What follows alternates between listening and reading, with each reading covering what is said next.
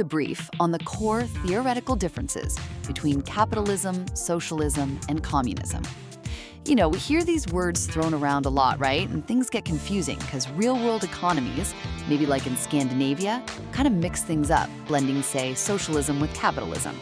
So today, let's just zero in on the pure ideas behind these three distinct political and economic systems. First, it's all about who owns the means of production. You know, the stuff like factories and land needed to make things and create wealth. Under capitalism, it's private individuals or companies, and the main goal is maximizing profit. Pretty straightforward. Socialism, well, here ownership or control shifts to the state, or maybe workers' groups, aiming to benefit society as a whole. And communism, at least in pure Marxist theory, says nobody owns it privately or through the state.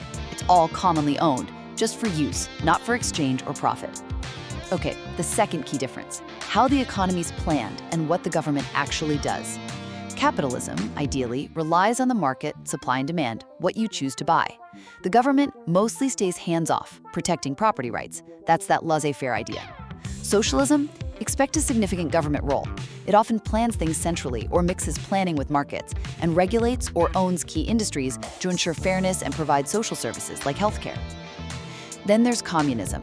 The really big idea here is that the state is supposed to eventually wither away entirely.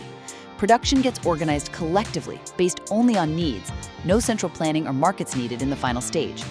And finally, let's talk about incentives and class structure. Capitalism accepts class divisions based on wealth. It kind of sees inequality as a motivator, right? Driven by the profit motive and individual success. Socialism actively works to reduce those class differences through redistribution and empowering workers, focusing on collective welfare.